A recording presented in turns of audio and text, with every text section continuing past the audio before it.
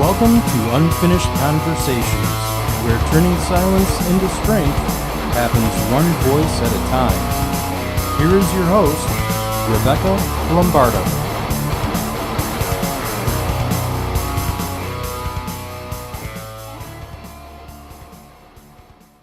Hey everybody, this is Rebecca Lombardo, and you are joining us on Unfinished Conversations with our good friend Alex Blair, and we are very excited. He's calling us from overseas, so this is an interesting conversation for us, and we're really looking forward to it. So good afternoon, Alex. Good afternoon, Rebecca. Lovely to be here. Hello from sunny Spain, and thanks for having me. I'm very pleased to be here. Absolutely. That's what I thought you were in. You had said you're in Madrid. That was what I. Yeah, well, I'm not in Madrid. I'm actually far down in the south in Andalusia, Mm. but just in terms of time zone, it's that's Oh, what it will okay. come up as normally Madrid. Okay. Yeah, So what surrounded what by brought you there? 65 million olive trees. Oh, wow. That must be beautiful. What brought you there? Um, Well, it was a happenstance, really. Almost by accident, we ended up moving here.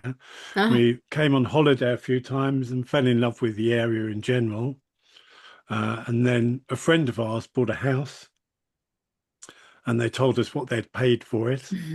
And suddenly we were like, oh, maybe we could do that. Yeah. So we came over then with a different mindset of house hunting. And at that stage, it was just going to be a holiday home. Hmm. But then COVID happened, and we had just got to Spain when most of Europe went into lockdown. Oh, wow. So we decided, because of my chronic chest, decided that we'd be better off staying where we were because it's much safer than living in London for sure. Hmm. And um, and then Brexit happened as well.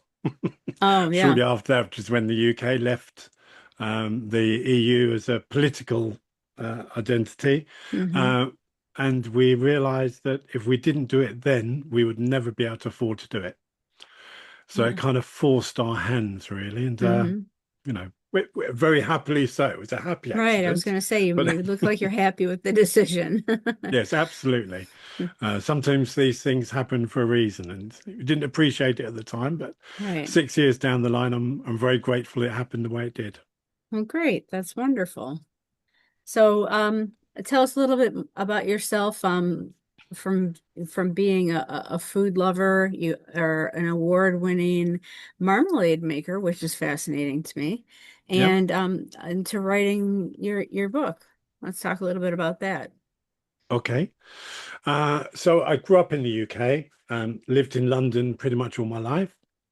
I had a mother that loved to cook and a father that quite enjoyed cooking, but was never really around very much. He was always at work, did a lot of shift work. So I really learned to cook at my mother's side in the kitchen. Mm.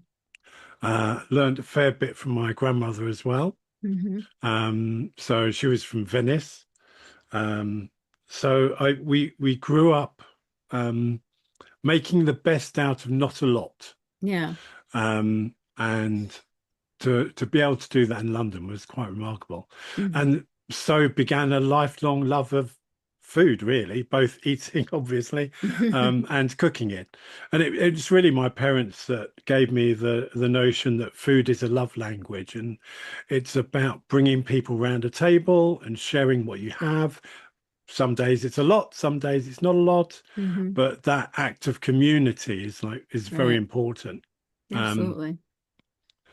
so when I was in London, I did used to do supper clubs and house concerts, and I Oh, just wow. loved doing things that brought people together Hmm.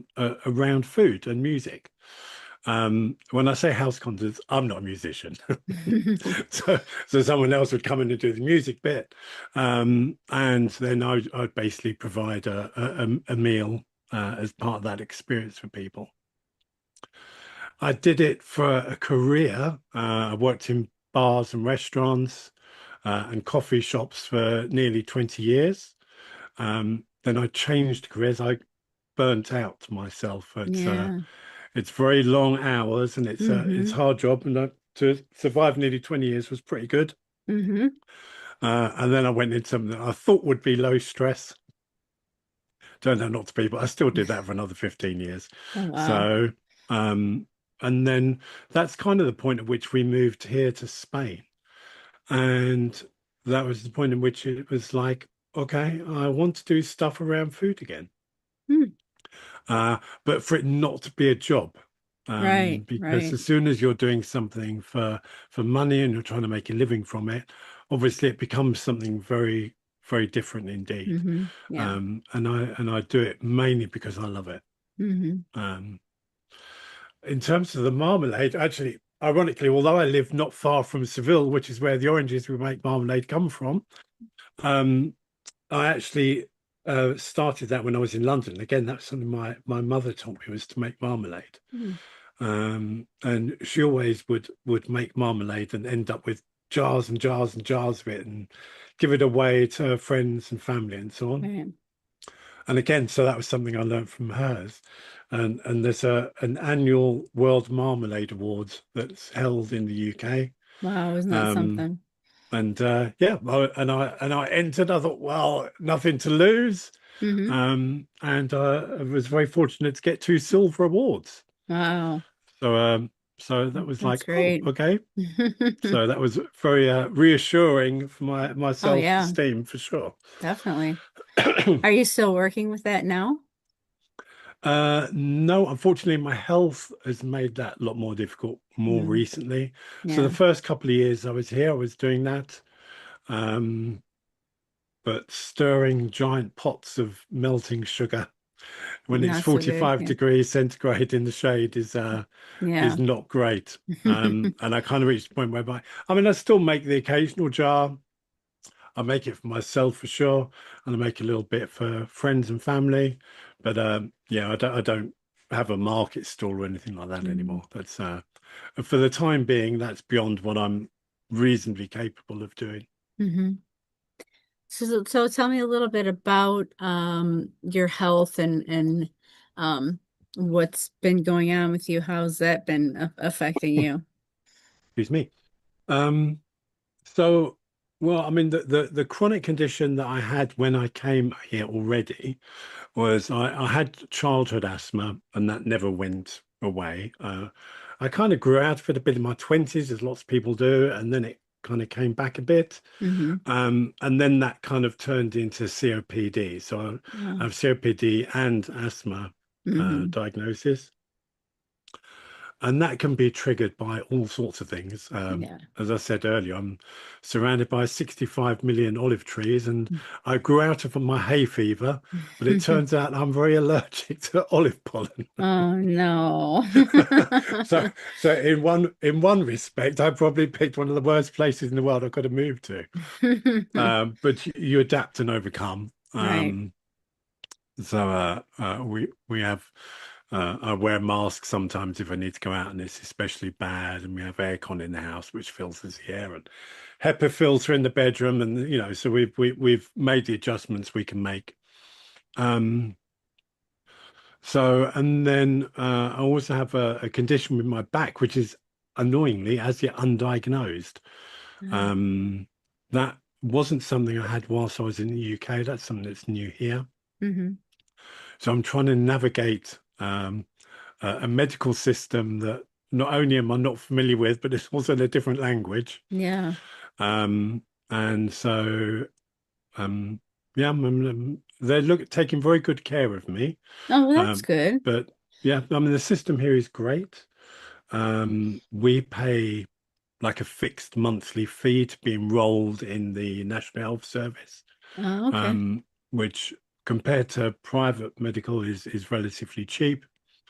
Um, yeah, so I mean, it's like, I don't pay for tests or anything like that. That's all included. So that's great. Like, as I say, unfortunately, I'm still waiting for a diagnosis. Yeah, Because you that's the kind of hard want part. that. It's like, I just want to know if it's something you can make go away, Right. or if it's something that is like, it's going to stay the same forever, or, worst case is something that's degenerative. So, Mm-hmm. um, Yeah, so that gives me the back pain, which I have all the time.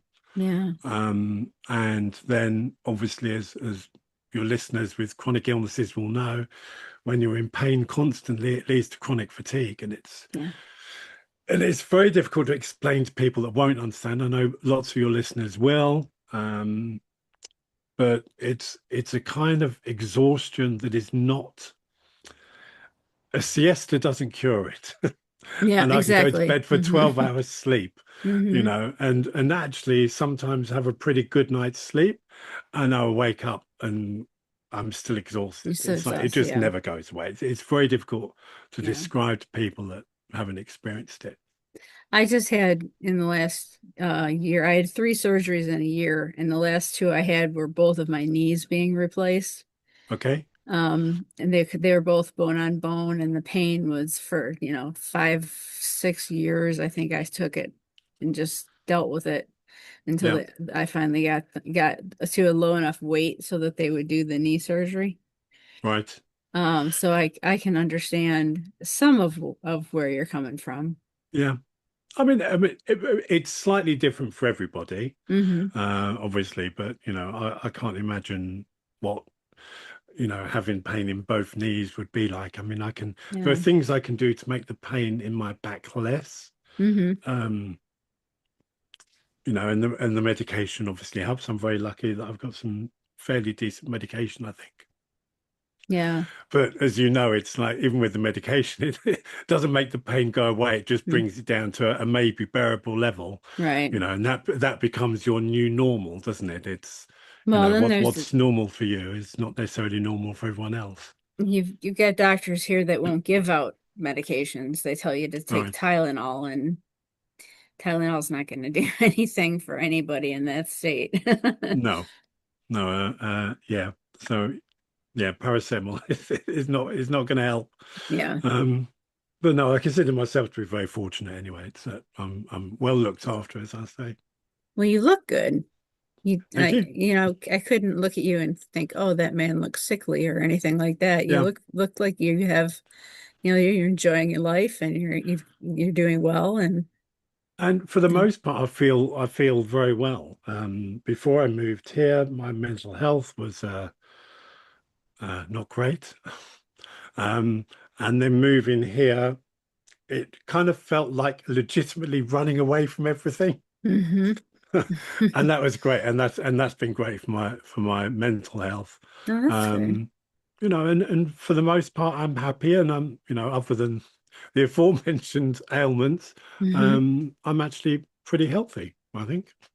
Good. That's good to know. So Do yeah. you still see anyone for mental health related things, or have you kind of just No, passed that? yeah, I'm fortunate enough that at the moment that's not something that I need. I've been medicated several times. Again, I've not needed that whilst I've been here. Well, that's So it's great. yeah, it's a very different way of life, and I'm very fortunate. I don't take it for granted at all. Hmm. Very often, as we're coming home from somewhere, and I'll pinch my husband on the arm and say, "Can you believe we live here? Look how beautiful it is." We're blessed. We really are. Yeah, that's sweet. That's very sweet. So, the title of your book is one that a lot of people can relate to.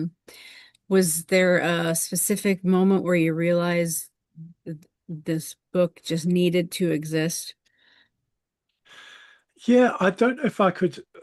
I don't know if I could say there's a specific moment. I mean, I started writing the book about 18 months, maybe more like 2 years ago now.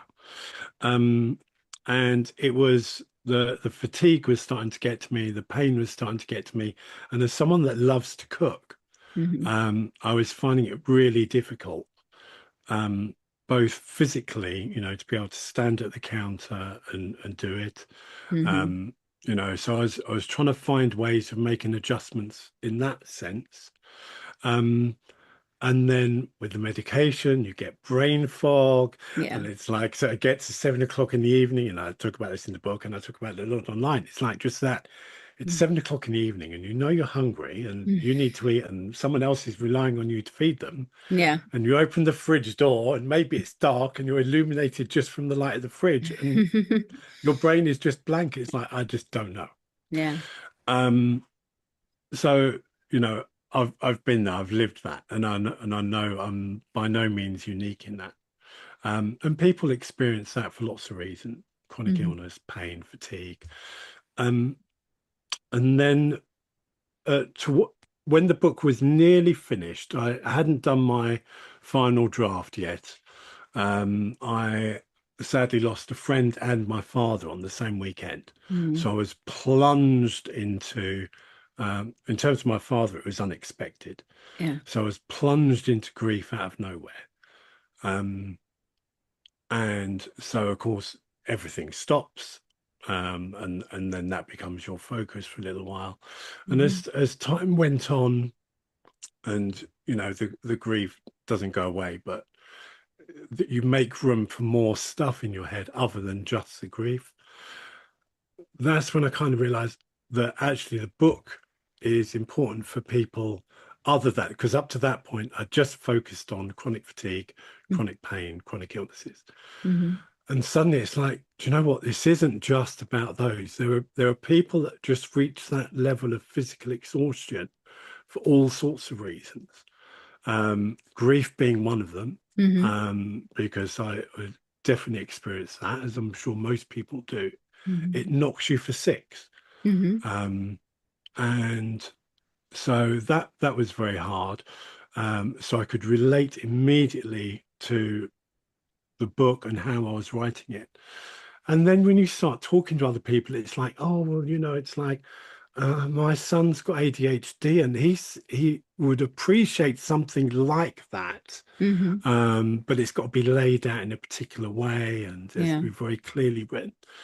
And so actually kind of developed and became something that wasn't just about chronic pain, but it's about just that being exhausted, that fatigue that people experience, as I said, for all sorts of reasons.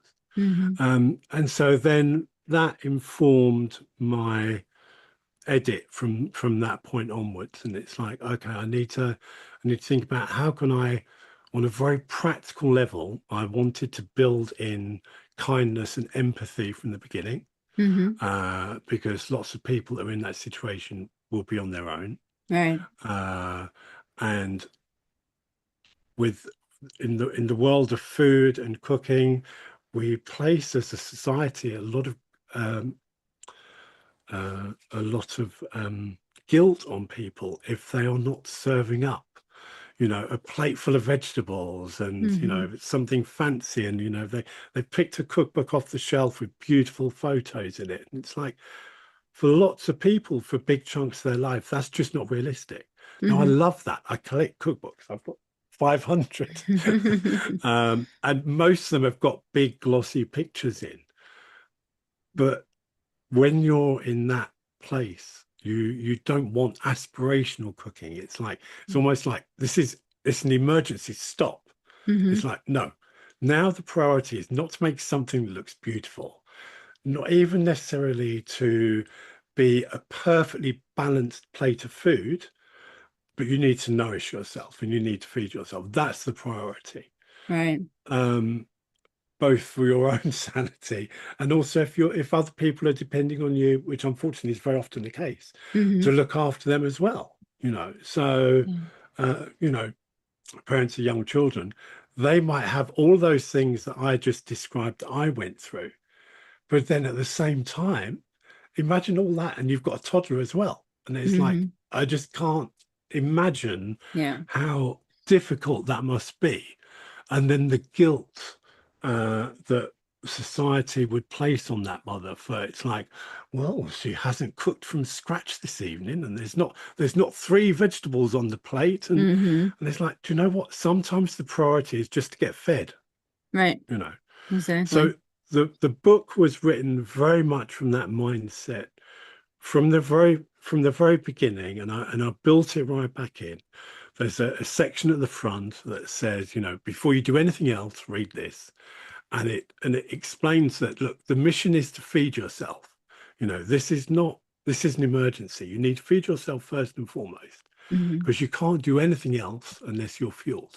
Tomorrow is another day. Tomorrow maybe you'll feel better and you want to cook something beautiful from scratch.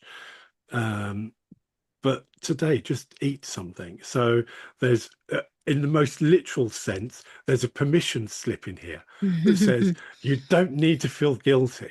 You Yeah. know, your priority today is feed yourself. You've picked up the book and you're thinking about food. You're Yep. doing better than you think you are. Right. You're You taking the know, steps. start there. Hmm. You know, um, yeah. So that kind of that whole philosophy kind of just hit me, and it's like, because I was very conscious of the difficulty that some people have at various times in their life, and the guilt that, you know, TV shares, food competitions on telly, glossy Hmm. cookbooks, glossy magazines, I was beautiful going to ask you Pinterest about that pages. actually. It makes it very difficult. Hmm. One of the things that people often notice first is that there are no pictures in the book, and that's very deliberate. And Hmm. I explain why in the book. I mean, I'll say now anyway, but it's because, like I said, it's not aspirational cooking. Hmm. I don't want that mother that's going through grief, difficulty at work, long shifts, and coming home and trying to feed a toddler to Hmm. then have a picture and say, well, why doesn't my plate look like it does in the book? Right. You know, because you haven't got a food stylist and a food stylist and a food technicians, and It's you not don't made have of 24 plaster. different types of dinner plates, and Hmm. and it's like, so it doesn't matter. Doesn't matter what it looks like. If it tastes good and you can eat it, then that's it. Mission Yeah. achieved. I just wonder, I have this friend who suffers pretty severely from depression and not so much anxiety, but pretty bad depression. And one of her main things that she mentions is that she doesn't like to cook or food prep or shop or any of that. And I just wonder if your book would be something that I could pick up for her and say, here, why don't you give this a shot and see if it's, not as much pressure for you. Yeah. So I mean, the book is kind of assumes really very little prior knowledge. So it doesn't assume that anybody's been to culinary school or, Hmm. even did home economics at school. It's really based quite with low assumption to start with. Hmm. Um, and then I even start from the very beginning about, if you know that there are going to be days when you just don't have the energy to cook. I mean, this is a cookbook that's got recipes that you don't need to cook it. There are no cook recipes in it. They're literally just opening a few cans and assembling them on a plate. Maybe some cheese out the fridge, or, so that there are options there for people that just don't want to cook today at all. Hmm. But to do that kind of assumes you have a level of food in your pantry, in your store cupboard, or in your fridge or freezer. Right. So I start from the very beginning of, okay, so if I was starting from scratch, what are the 10 items I would always aim to have in my pantry? Hmm. You know, That's helpful. and yeah, and then there are other things like, okay, so I call them the flavor bombs. It's like, so then what are the things that you can add to those basics that then make them taste great? So a jar of curry paste, a jar of pesto, nothing very expensive, nothing very fancy. Hmm. No one has to go out and buy everything all at the same time. So you buy a jar of curry paste, what you don't use goes in the fridge, and that'll be fine for a while. So Hmm. um, really, I wanted people to be able to start with, okay, I don't want to cook. I want to be able to go to the pantry, and Alex says to get that can and that can and some of that, and that's going to taste good, you know. So ideally, your pantry should always have meals in it, Right. before you even start to get to the cooking stage, because sometimes that's just not feasible. Hmm. Yeah, that's definitely something that my husband and I need to learn. We buy more, by the minute type stuff and we Yeah. don't think ahead as often as we probably should. I mean, it's not even a case of planning. I mean, it's not, you don't need to menu plan or batch cook. If you can and you've got the energy to do that, that's great. Of course it is. And there are some batch cook recipes in the book for the days when you feel great and you've got the energy and you've got the motivation to do it. Um, there are some recipes in there that you can feed yourself for tonight, put the resting portions in the fridge or the freezer, and then Hmm. actually then 2 days later, and you're like, no, now I've got zero energy. All you got to do is bung something in the microwave, or Yeah. reheat it in a pan on the hob. And so it's giving people those options, I think, that, when you're not in that state, you take for granted. Yeah. And you talk about spoon theory. So for our listeners who might not be familiar with that, can you elaborate on that a little bit? Yeah, of course.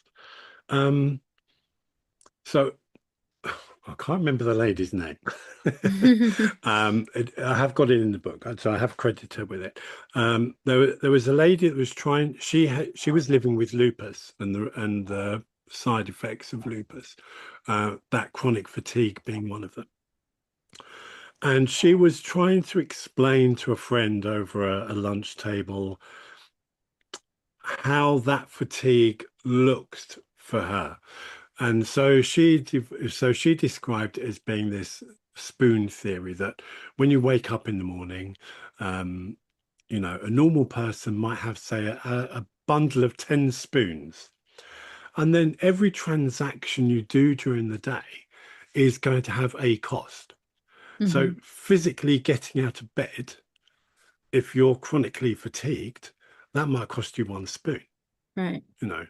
Um, to then make it from sitting on the end of the bed to the bathroom and being able to shower and take care of yourself, that might be another two spoons. So if you've woken up and you've got 10 spoons, it's like, well, that's fine. You've got the energy to do that. But Hmm. what about the days that you wake up and you've got no spoons or you've got two spoons? Yeah. So then you have to ration, you know, we talk about having to ration our energy, because if you know you're only going to be able to achieve so much today, what are those priorities? Right. Um, you know, and some days, you know, getting up and getting washed is not the priority. You know, some days something else is the priority. The only thing I would say should always be a priority, other than any medical assistance, obviously you need, but is to feed yourself. Because if Mm. you're not fueled, if you haven't fueled your body, then you can't do anything. And it's a hard And thing to learn. It's to yeah, teach yourself that you don't have to reward yourself with food, that there's other things, and that food is there because you need the basic intake, and so you can survive. It doesn't yeah. have to be, I did good at work today, I'm going to eat a whole pizza. I mean, don't get, I mean, I love cooking and I love that aspirational, glossy photo, Hmm. and I love to cook sort of fancy multi-course gourmet dinners. Um, but that's not possible every day for me, who loves to do it and has been trained to do it. And it's not feasible every day for lots of other people for lots of other reasons. So it's, and that thing about learning to ration your energy is quite a hard lesson to learn. Hmm. And I certainly don't have that sorted yet. I mean, a couple of weeks back, um, we invited two friends over for Sunday lunch. Now, I've catered weddings for 200 people. Hmm. In my home here, I've fed 30 people plus. So to have an extra two people, so me, my husband, and two friends at a table on a Sunday, should have been very easy indeed. Hmm. And I was exhausted, and it Yeah. took me a week to recover, and it's like, oh, okay. So Hmm. that was, I borrowed the energy in Right. advance for the whole week to Hmm. to cook an extra two meals, which is ludicrous. And it's like, that was a hard lesson because I love to feed people, Hmm. so that was quite a hard lesson to learn. and I will make the same mistake again. I don't doubt it, because I'll in a few months' time I'll have forgotten how difficult it was, and I'll think, oh, I feel okay today, and I'll do it again, and then and then I'll suffer for it. But I think lots of your listeners will be familiar with that. Yeah. And so that's kind of, so the spoon theory, where that relates to the book, is assuming that feeding yourself has to be one of the priorities, which I would say that it has to be. Hmm. You need to decide how much energy, attention, and time you can spend on that. So there are no cook recipes where it's literally, you might open a can of chickpeas and a can of or a jar of pesto and a slice of bread, and mash the chickpeas and the pesto on the slice of toast, and that's it. Delicious, quick, you're nourished for that day, Hmm. or that meal at least. Um, and then, but some days you want more and you're able to do more. So the recipes are all ranked by a spoon rating. So basically between 0, which is the no cooking, and then between 1 and 4. So most of the time I would say I probably hover around 2 or 3. But then I'll have a day when it's like, okay, I can afford to spend 4 spoons of my energy, time, Yeah. and attention today. Okay. So then those are the days I'll think, right, well, rather than just opening a can of soup, I'm going to make a pot of soup, and then I can freeze some of that. And then actually another day when I don't have any energy, Right. I've already used, I've already put that in the bank, as it were. Hmm. So yeah, I think it's just to give people those options and those ideas really of how they can start to do that. And the book is different in that it aims to meet you where you are, Yeah. whereas most cookbooks assume that you're already at a certain level. Hmm. And it's not just the energy, it's the time and attention as well, because those can be exhausting for people. Right. Um, so and the other thing I talk about in the book is to those shortcuts that we see and some people judge, like the bag of frozen chopped onions. People are very judgmental about it sometimes. Oh, Yeah. it's so lazy. It's like, all you've got to do is chop an onion. Well, they don't understand. And so that bag of frozen chopped onions is not for them, Hmm. but it might be for you. It Right. might be for me. And I might not need it every day. There might be the days it's like, fine, I can chop an onion, I can cut my veggies and peel them. But there are other days it's like, actually, you know what? I'm going to go to the freezer and get a bag of vegetables, Hmm. or a bag of something that's ready made, or some chopped onions, some peeled potatoes, because that is saving you some of that energy that you Right. can then use for something else. Yeah. And anybody knows with chronic illness that, energy is, you know, is top priority. Yeah. And when you don't have it, like you were saying earlier, you feel it to the bone. It's just there's just no way around it. And I've No. gone through that a lot. And so I really understand. I want my husband and I to actually go through all of the recipes in your book, because I really think that it could help us out a lot, of out of the what do you want for dinner? I don't know. What do you want for dinner? What do you feel like? I don't know. What do you feel like? I think if we could go into something smart and Yeah. useful, maybe we could change our habits a little bit. Well, and as you say, the energy is a finite resource. We only have so much of it. Hmm. And, people that aren't living with those limitations, you know, they're the people that maybe they can have a siesta in the afternoon or wake up refreshed and they've restored their spoons Right. for the day. But for those of us that isn't going to happen, it's like, then, yeah, that's where you're having to ration your resources. Right. And if I can give someone permission to don't worry about what anyone else says. If you want to use the bag of frozen chopped onions, if you want to buy the bag, the pack in the grocery store that's got a melon that's already been sliced and peeled, because that's going to enable you to eat that piece of melon that Hmm. otherwise you wouldn't, then do it. That's what it's Yeah. for. They're accessible foods. It's Hmm. making it accessible for people. And that's an argument I have with people every day online.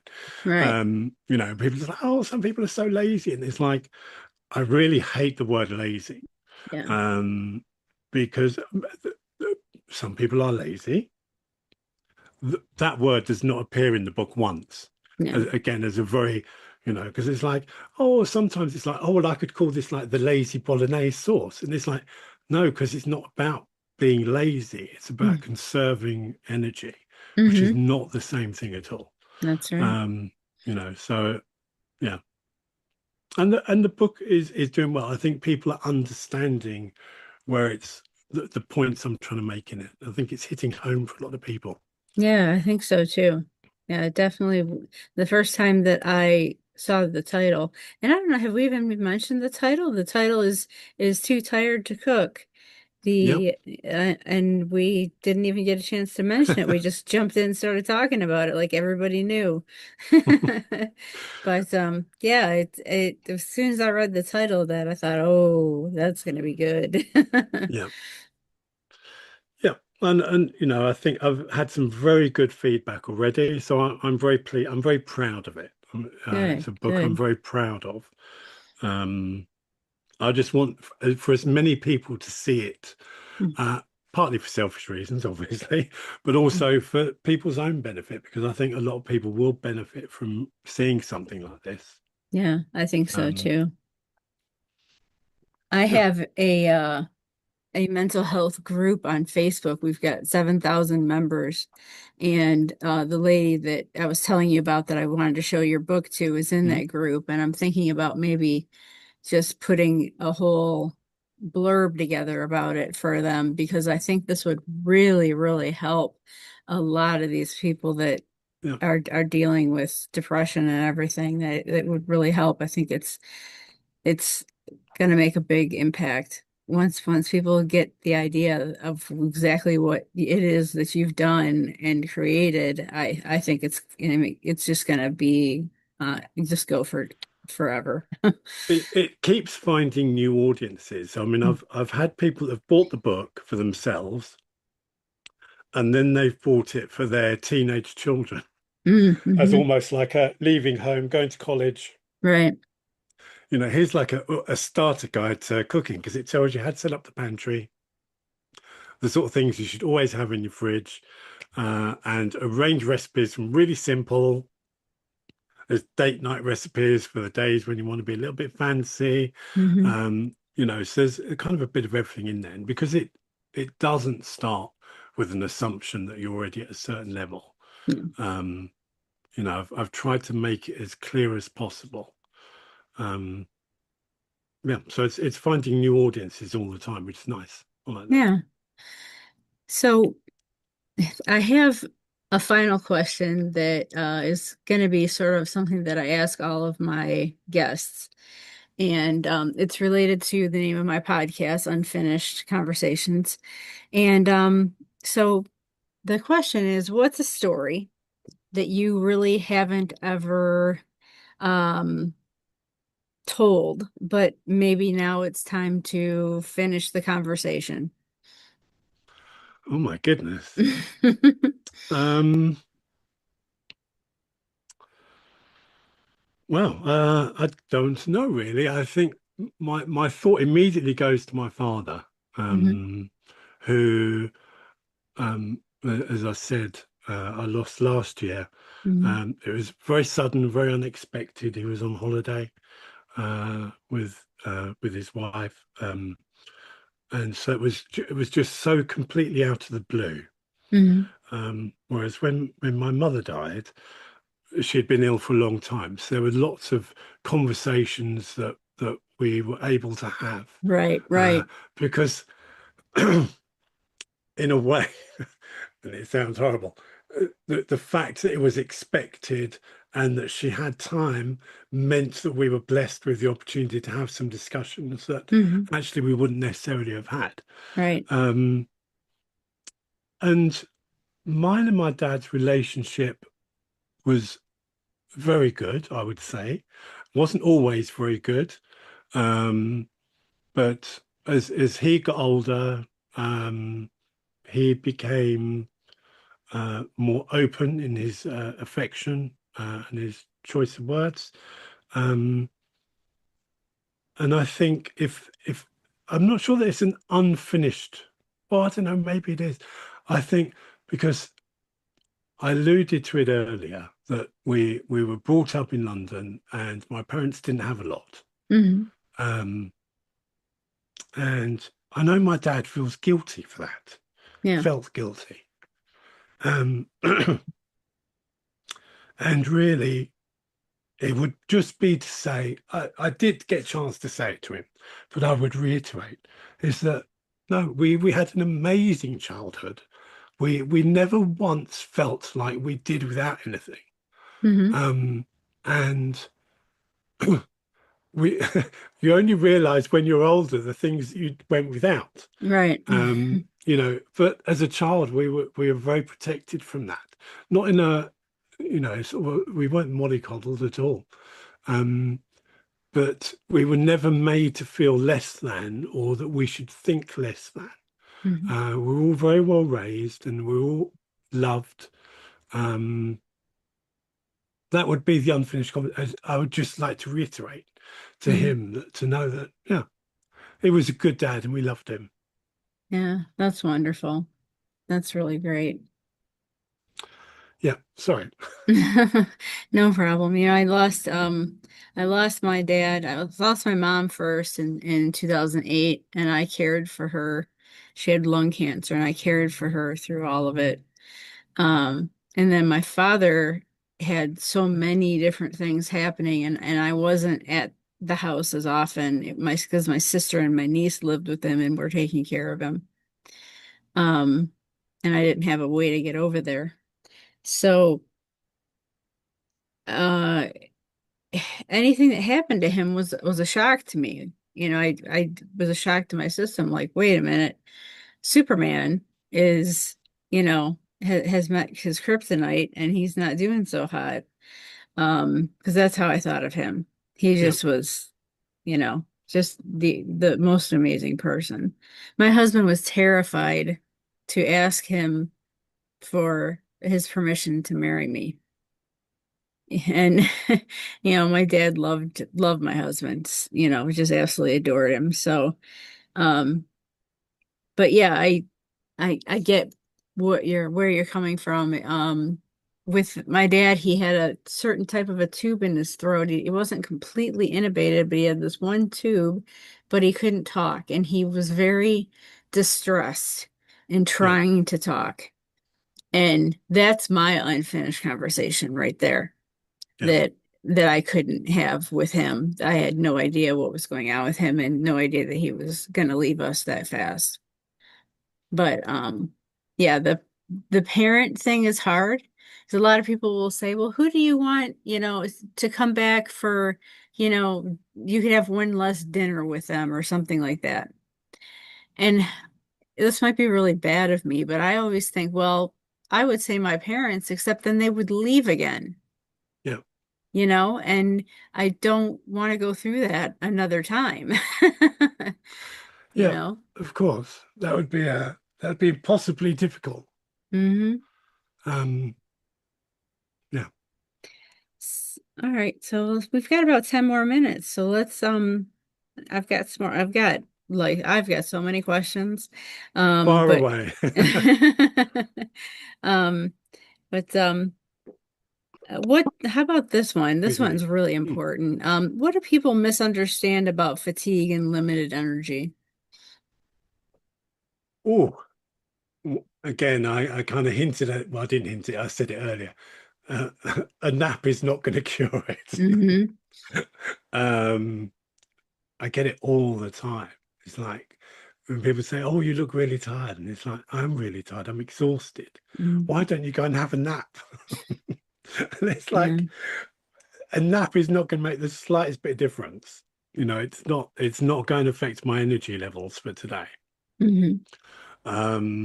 So I think that, because it's a repeat conversation, is frustrating sometimes, because it's like people don't get it. And I think Um, what you said too about the lazy thing comes yeah, into that too. yeah, and because you almost kind of, I mean, I can only speak for myself, but there's a guilt attached to not doing very much. Yes, exactly. Um, and I feel a level of guilt that I don't have my friends over for dinner all the time anymore, and I don't host these big parties where I'm cooking for 30 people, and because people got used to me doing that, and people Hmm. loved me doing that, and I love doing it. Hmm. um and I kind of feel guilty that I don't do it, but I just know that certainly for the time being, it's just not an option. Um, there's not. If two people took me a week to recoup the energy from, then it's like trying to do a big party would be, yeah, wouldn't wouldn't make sense energy wise. Yeah, for sure. How are you at delegating? Well, I'm a very considerate husband, so I'm very lucky. That's good. His forte is not in the kitchen, however, Yeah, yeah. uh, and also as someone that loves to cook, and loves to have other people around. I don't like cooking with other people Oh, no kidding. though. That's I'm interesting. the kitchen is my kitchen, it's like Right. my domain, and I You know I where don't play everything well is, nice with and others. yeah. Yeah, I get that. I have certain spots in my house that are like that too for me, so Yeah, I get that. Well, it's been so great talking to you. You really are a really special person. I'm glad to have met you. Um, likewise. and I hope we can keep in touch. I want to know, how things are going for you, and you know how, if you start to feel better, and what it is that makes it so you do feel better, and just Yeah. kind of follow your story is what I would love to do. So we're on threads together, right? So Yes, we can absolutely. keep in touch that way. Yeah, so I'm reasonably active on there. I'm trying to rebuild a community that is based around chronic illness, chronic fatigue, um, and so yeah, so we'll definitely be in that space together for sure. I know there's a lot of people on threads that are dealing with that. I see it Yeah, day after day after day. So that's a good audience for you. yeah, it's a big audience, and there's lots of people that need some help and advice, and um, I can't do very much about anything other than helping them feed themselves. That's the bit I can do. So I Well, shall I that's shall important. continue to do that. That's definitely an important bit that you do. So thank you so much for coming on, Alex. Really, it was really great talking to you. Thank you. It's gone quick. I can't believe that's nearly an hour gone already. Yep, I know. But it's good. It means we've had a nice conversation. I've enjoyed it. Oh, great. That's wonderful. Well, you have And I a, look forward to listening to some of your other guests. oh yeah, it's going to be interesting. I've got quite the mix of people that Yeah, are responding. So, good. but all right. So great. You have a good rest of your weekend, Thank you very and much. You too. you will talk soon. Yeah, will do. Stay All well. right. All right. You Take care. too. Thanks. Bye bye. Bye.